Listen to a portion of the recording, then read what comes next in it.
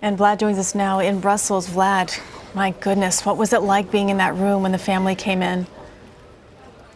I got to tell you, Christine, I think me, the crew, our cameraman, Nick, we all were just so emotional, and that's how we still feel right now today when we hear the piece in our ears. We were just watching this family that has gone through so much together reconnect like this, and having the privilege and the honor of being there for us was something that none of us will ever forget. But it's not about us, it's about this family who didn't know anything until they started getting calls, they started seeing reports, and then they finally saw that picture, Christine, that flashed all around the world that everyone saw. And at least his father Jean told me, at least when we had that picture, as devastating as it was, at least we knew he was alive.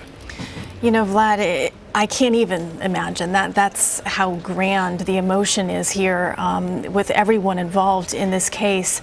But I have to ask, I know that you were able to spend some time with Bellin when right immediately after the bombings, when you first arrived there. And I'm just curious if you've been able to notice any change in him over the past few days.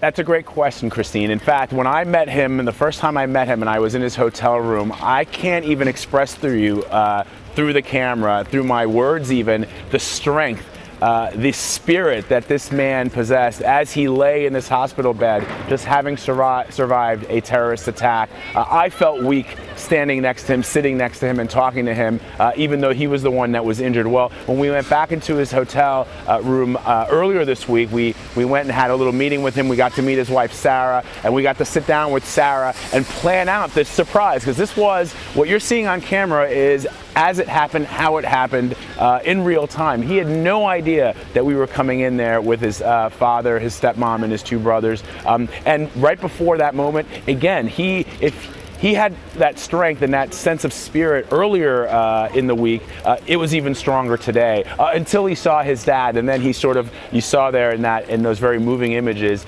he sort of broke down a bit. But the whole family is like that. Both of his brothers are like that, his dad's like that, his stepmother, his wife. They're this incredible family. They're strong, they're resilient. We're not sure how long his recovery is going to take, but this family, knowing them, having gotten to know them over the last couple of days, they say they're going to be with him every step of the way, and we're pretty sure that that's going to happen. Well, you know, no matter how old you get, Vlad, I'm sure you know this, seeing your mom or dad is quite something, especially an emotional time like this. What about his recovery? When do we know whether or not when he'll be able to return to the United States?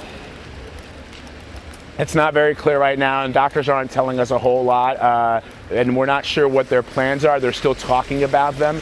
Seb has challenged me to a game of pickup basketball. I told him that I don't even know how to dribble, so it should be really, really funny that he'll probably still beat me no matter what condition he's in. Probably beat me from his hospital bed by just sinking three-pointers. Yeah,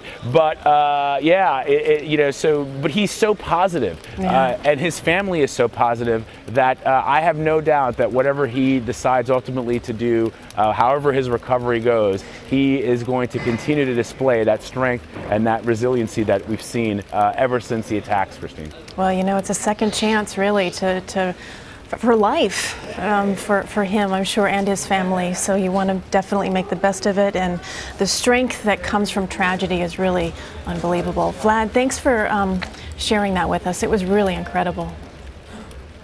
Thanks, Christine.